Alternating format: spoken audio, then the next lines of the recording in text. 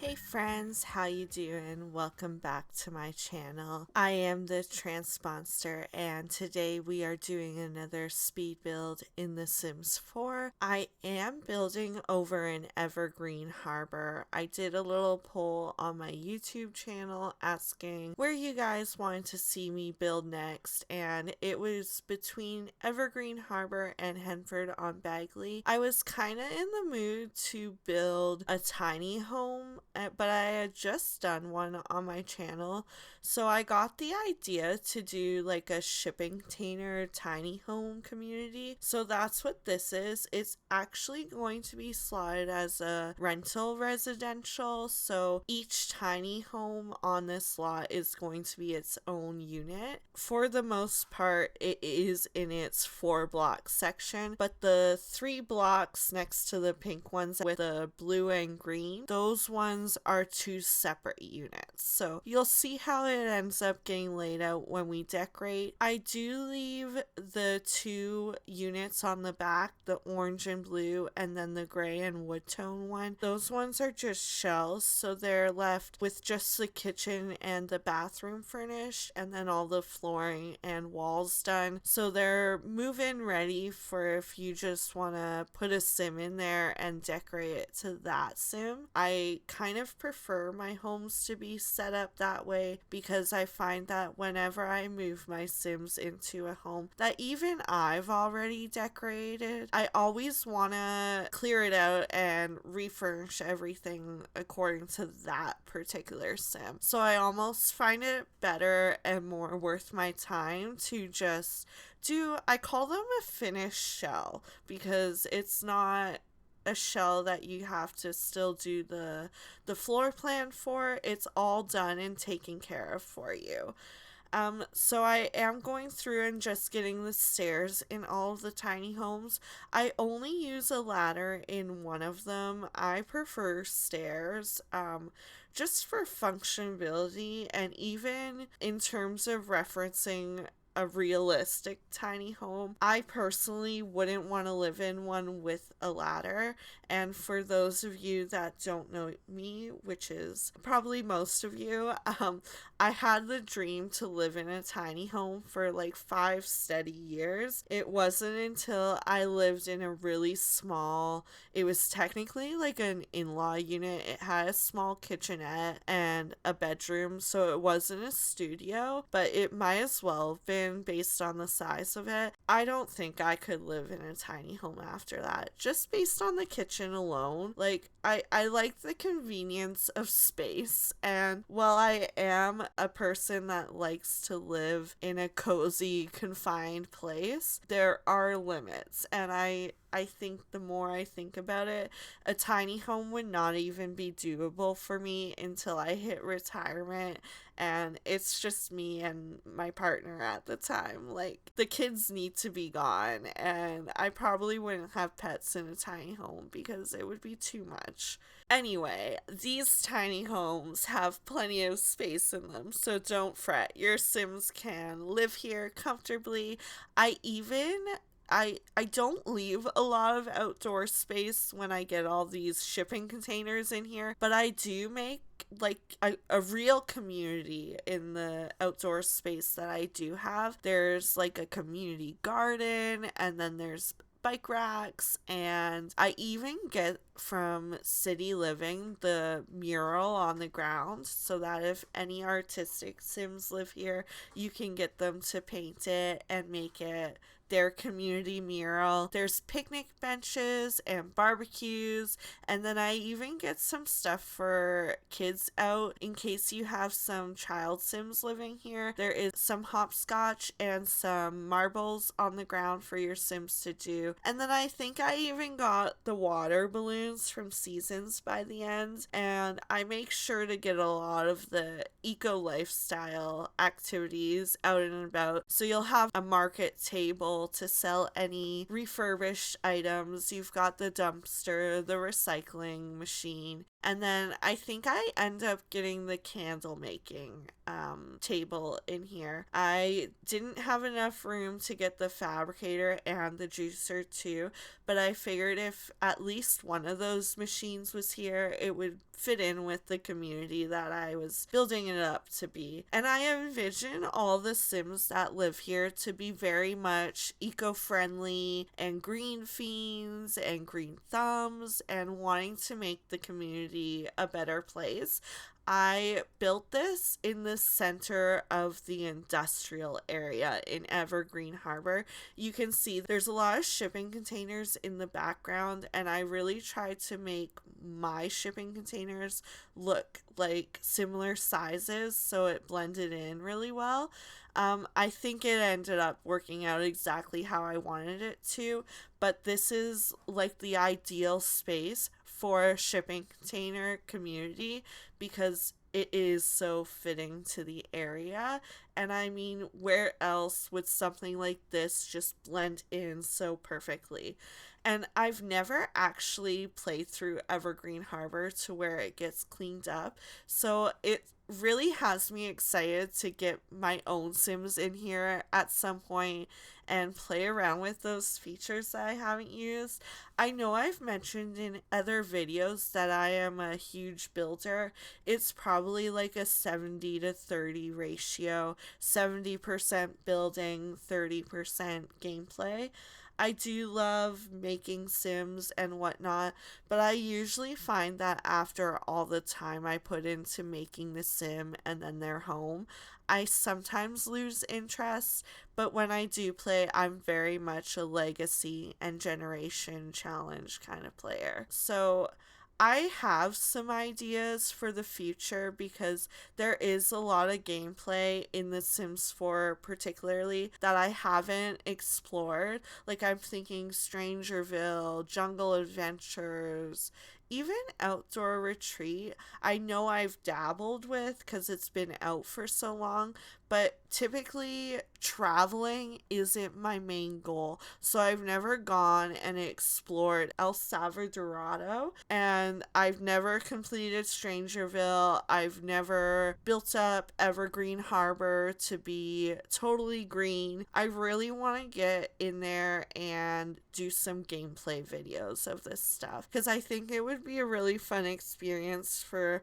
not only myself but for someone that's just kind of getting into the game now. They can see some newer content, see how it meshes well with other packs, see how it doesn't mesh well, because I know EA is really good at forgetting old content and making it blend with their new content.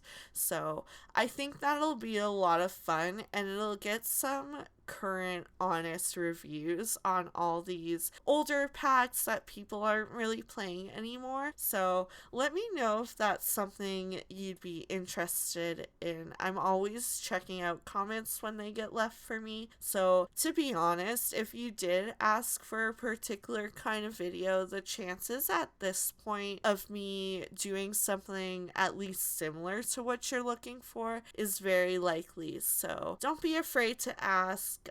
You never know. Anyway, at this point, I have most of the layouts done. I'm just getting all the windows in.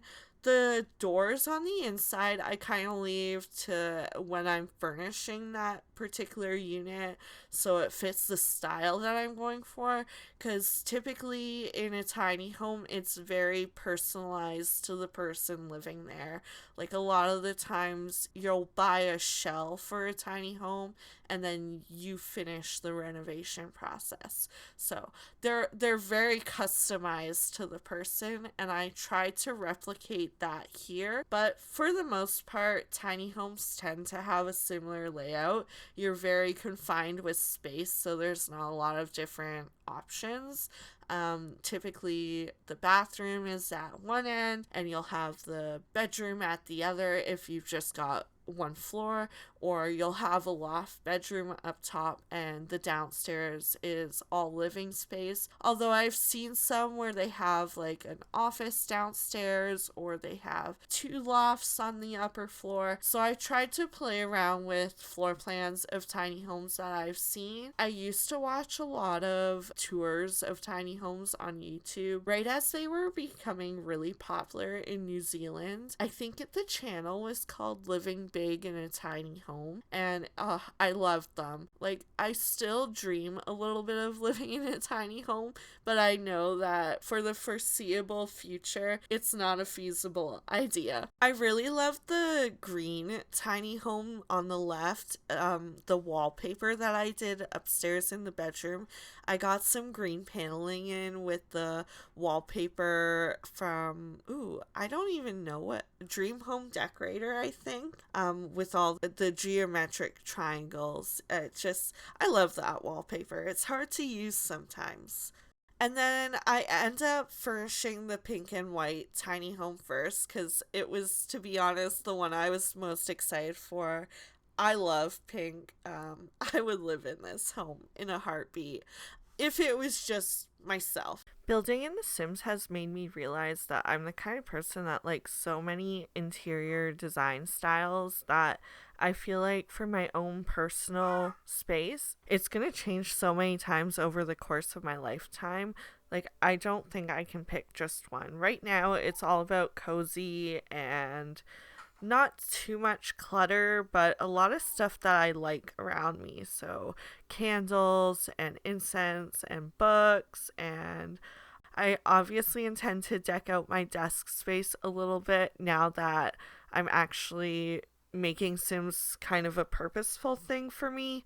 So I'm going to have a lot of fun doing all of that stuff for sure. I think the only real thing holding me back is the knowing that the space I'm in isn't going to be my permanent space for the long term. It's just temporary while we figure out where we're going to go next. I use a couple different counter pieces here, but I think they end up working really well.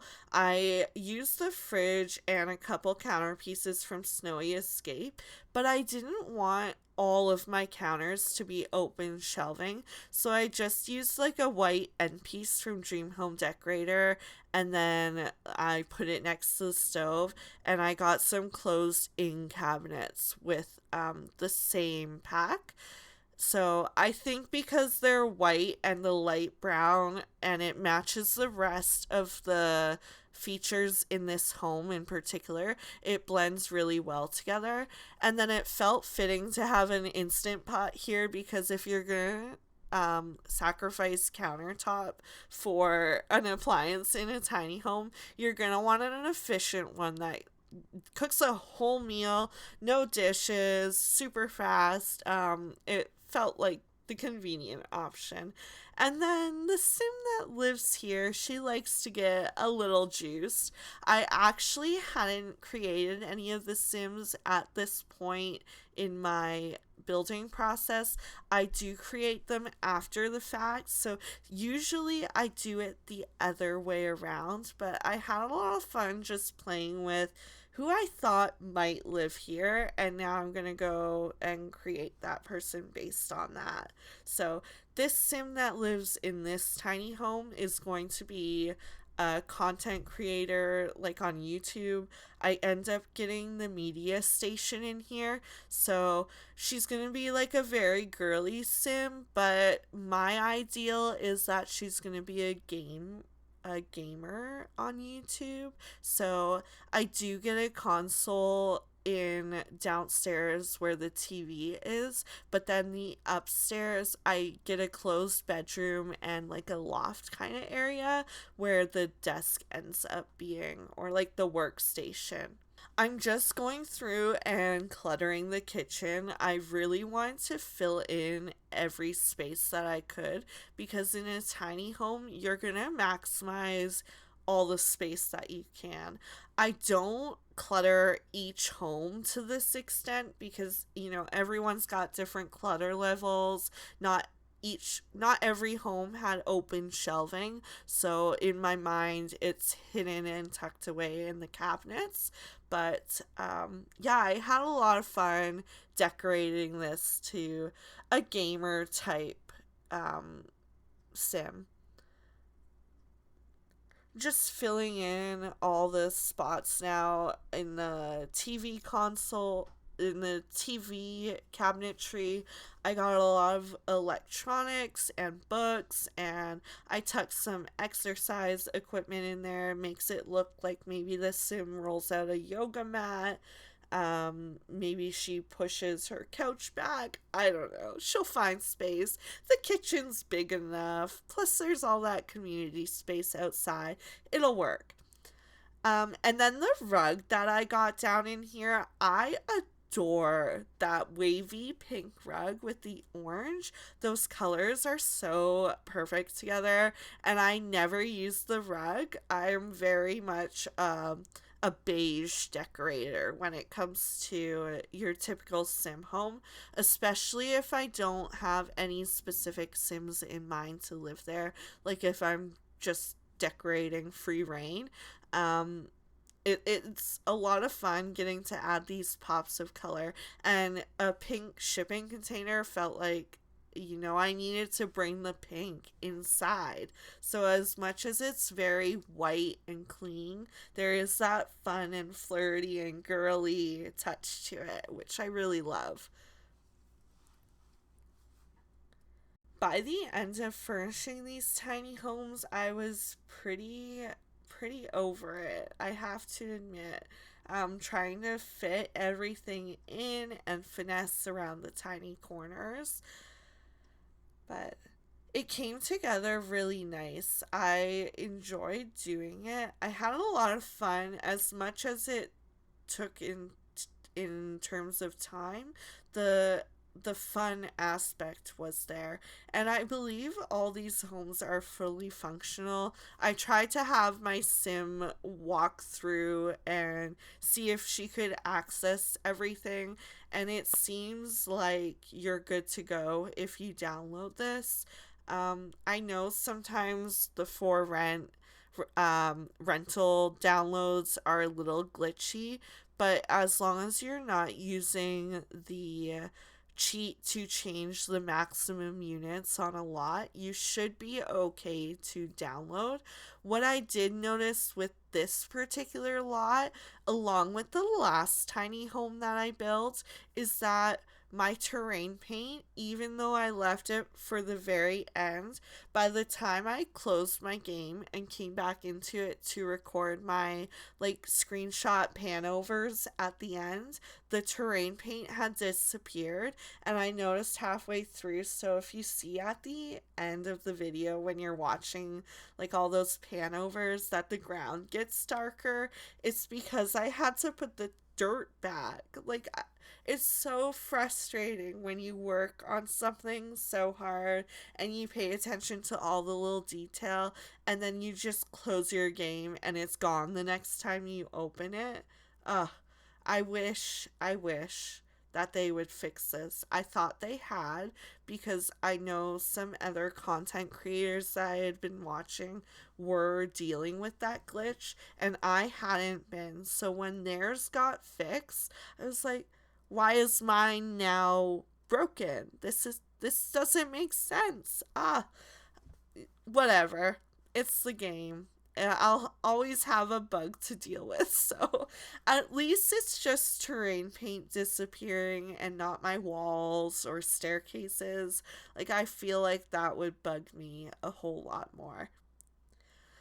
The bedroom in this particular tiny home ends up being pretty big, so it seems spacious when I'm going through at the end, but I like it. And I think the cubes on the wall in all the fun different colors is a little different and adds a touch of character here.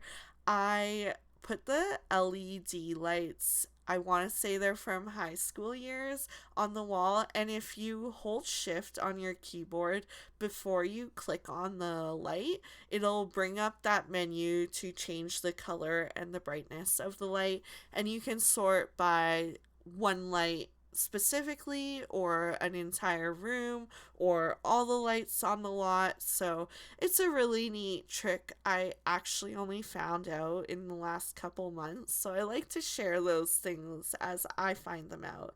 Because for the amount of Sims 4 that I play, I'm blown away when I do find something that I don't know. And I'm sure there's still so much that I have to learn and explore.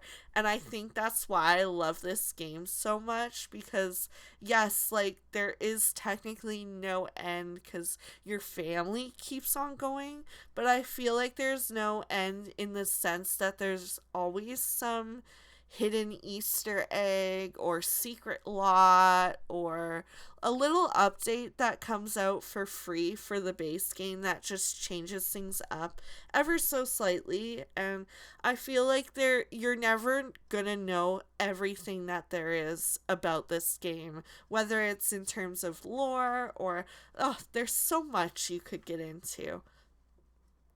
I had no idea that at the media station you could swap out the chair. I was so excited when I found out I could put the purple heart chair from the pastel pop kit. I think it fits really well. And then that rug that looks like an egg. Oh, it's so cute. I've never used that before. I remember I was saying downstairs your sim doesn't have space for a yoga mat, but like you could take it upstairs too.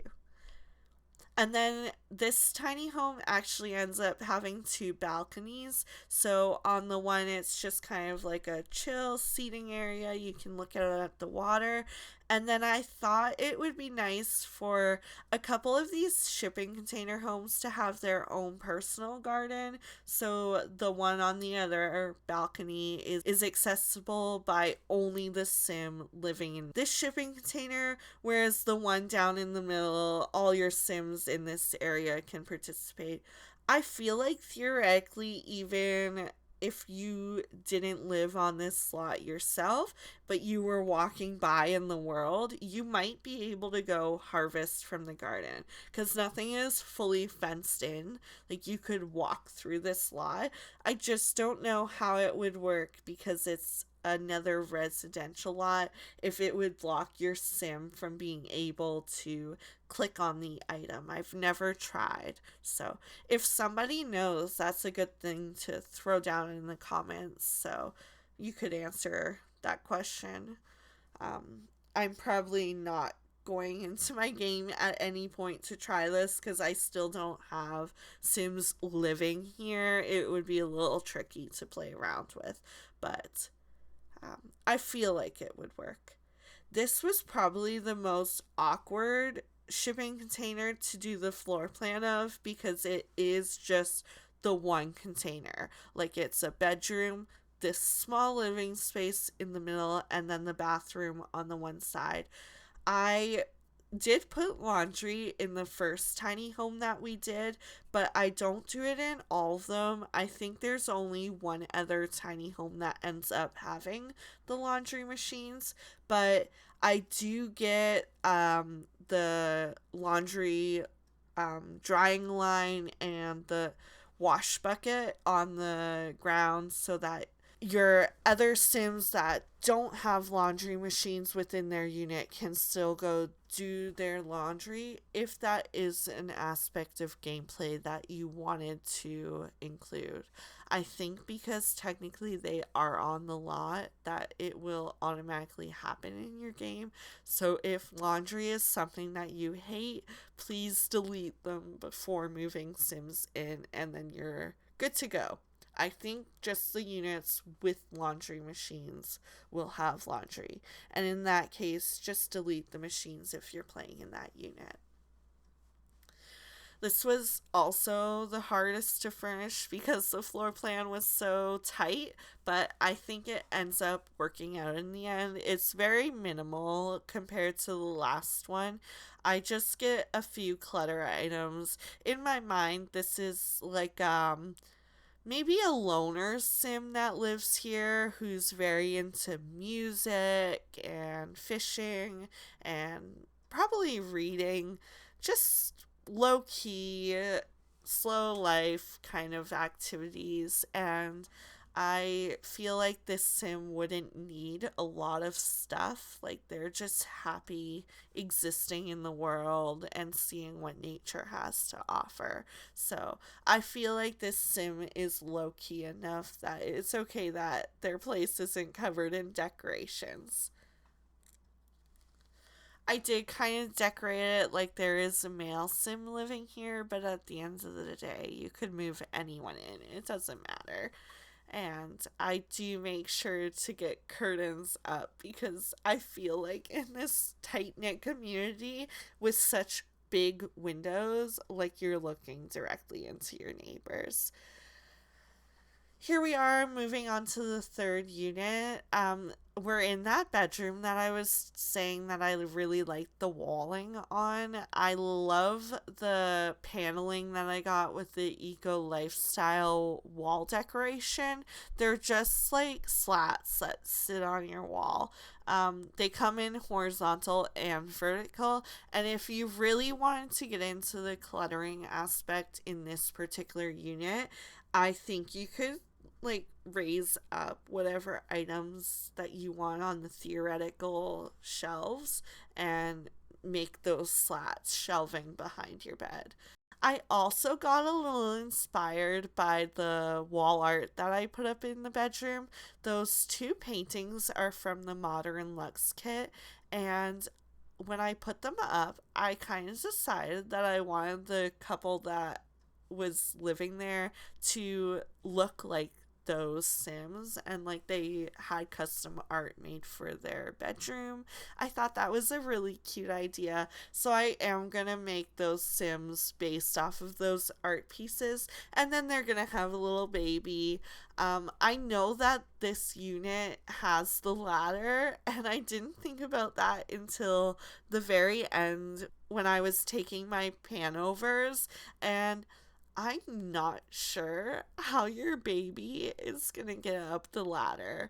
Um, I've never tried to take a baby up a ladder in The Sims, so I'm just expecting that that doesn't work. I feel like you could probably cheat and teleport your baby up, but even then, I've never tried to teleport a baby, so this may be a flawed concept of having that crib upstairs, but imagination, it's a fun thing we have to use a lot of the time in The Sims. So that's what we're gonna do because I do not go back and fix that. These Sims have a baby and it is what it is. Also, right now, that second room upstairs is decorated as an office because, in my mind, these people moved in here when they didn't have a baby in the future, one that they knew about at least, and they haven't yet converted their office space to a baby space because they have the room in their bedroom and they live in a tiny home. So they're trying to figure out how they're going to make it work. Maybe this family has to move away and it's something that they're struggling with because they love their little community. There's a lot of storyline that you're able to play with when you're playing on a lot like this, and I think that's what I love the most about it. Um, and then like all the different sims that you can have living here to interact with. Like we've got a super cozy cluttered shipping container, a very minimal quiet lifestyle. This one gives me a more modern vibe when it's fully decorated. Just the art pieces alone and the different walling that I did upstairs, I finish the rest of it with that kind of style in mind. Um, it just, yeah, these are always a lot of fun to decorate, and I think that at the end of the day, these rental units are probably my favorite thing to build because there's so much variety in them, and it has been missing from this game for 10 years now that I feel like I have to go back and make up for all that lost time where I'm thinking about Sims 2 apartment life and The Sims 3 City Living. Did they come in City Living? I can't remember. Maybe it was just The Sims 3 apartments. But I know for a fact we've had apartments in all of the games. And yeah, I was really just waiting for it to happen in The Sims 4. And now that it has, I can't get enough of it. And I'm trying to build an um, apartment lots in all my worlds, whether they're townhomes or a shipping container community. I'm thinking in Sulani, I really want to do like houseboats. I feel like I could take one of the beachfront lots that's maybe a little bit on the bigger side and put a couple of houseboats and make it look like they're docked there. I don't know. It's just an idea I'm playing with because it would be also nice to create like a fake hotel kind of thing in Sulani. But I'm also really holding off doing anything like that because there is the hope in the back of my mind that one day we'll get hotels in The Sims 4. I remember right as Sims 3 was coming out and we were transitioning over, I had just gotten Bon Voyage for The Sims 2 and I was in heaven. That pack was amazing. Like you could do hotels and resorts, but then you could travel to not just one type of location. Like with Jungle Adventures, you can only visit the jungle, but in The Sims 2 Bon Voyage, you had like a camping type vacation place. I want to say there was an Asian Oriental inspired world you could travel to, and then there was like a beach tropical kind of destination. So I really enjoyed the variety of there. And then in Sims 3 had World Adventures, which was kind of the same gist. Like it had the different types of countries that you could visit, and they all offered something different. So needless to say, I was disappointed when Jungle Adventures is what we ended up getting for The Sims 4. And then, like, Outdoor Retreat, obviously it all got split up into its own individual packs because that's how The Sims 4 seems to go. I don't think I'd mind it as much if they really, like, focused in on those things. And while they try, I think they miss the mark a lot of the time because we've had all these games in the past be so fleshed out that now it always feels like something's missing. And I miss that from the old Sims games. Being excited and not thinking this might break my game, or am I even gonna notice a difference in my gameplay? Like, we've got a new expansion pack on the horizon in The Sims 4, and it's supposed to be a romance pack, but I can't wrap my head around how that is supposed to be an expansion pack versus a game pack. Like, I thought it was based on the amount of content we're getting and whether there's a world or not, and I just don't see romance being enough content for an expansion.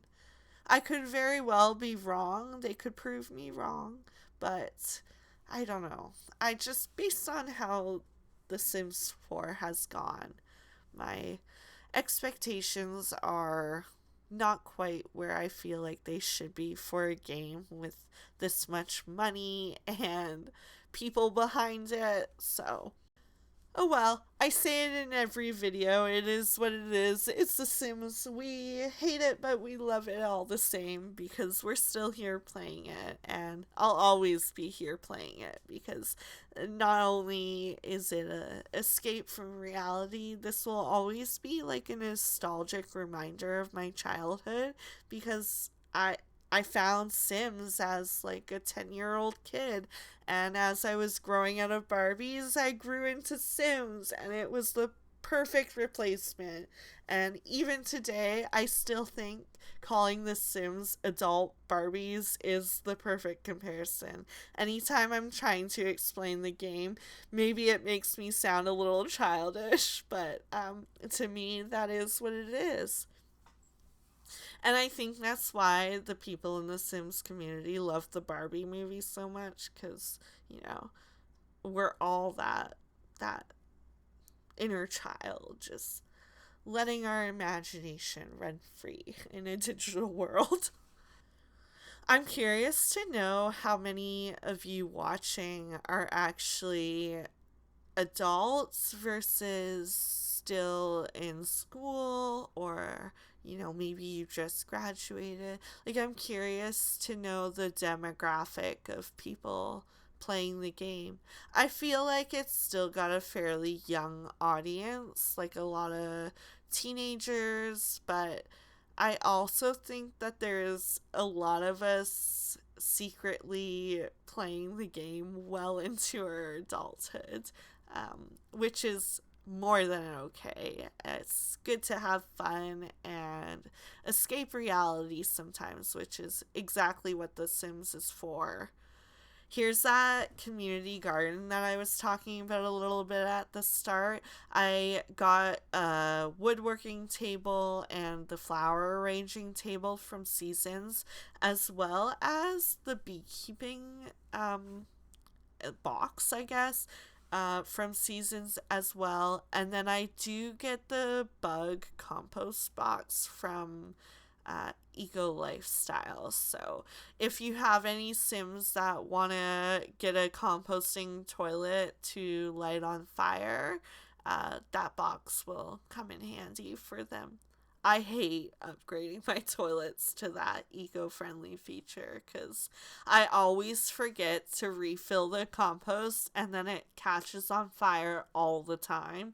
It's just a hassle. It's like laundry for some people. This wood tone tiny home, I think, is my second favorite. I really have a soft spot for the pink one, but I love the industrial feel in this home, and it feels really spacious for a tiny home. It is 3 shipping containers to itself, so it is the biggest in terms of floor space and everything. And then I don't add any additional rooms in, but I don't use the entirety of the top floor. I build a loft instead of an enclosed room, so it ends up taking up half the top floor, which is okay. I think in theory you could technically add a third bedroom into this tiny home if you wanted to expand, but right now I think it's good how it is. And I love that it has this neat little balcony garden that's all grass, and then it has like these stone walkway path. It turns out I put a garden in like every balcony that was available to me, but I think that it's very fitting for where we're building. These are the kinds of people that are just buying way too many vegetables to plant in their garden, and they're sharing them with their neighbors. I would kill to live in a community like that. I think my dream at this point is to honestly move towards still that tiny home kind of lifestyle, but we want to build a cabin so we're not restricted with space so much. Or like we would build multiple little houses or sheds on a lot so that my partner could have like a little studio for his music, and then I could have my own shed for my simming. And thinking of all the other projects that I might do while I load up The Sims and spend time doing that anyways, because isn't that how we all do it? There is not a whole lot left in the build, so I am gonna tune out now. I really enjoyed doing this one for you. Let me know if this is the kind of build that you like. I will throw out there that you don't see me put the kitchen and bathroom in the last tiny home.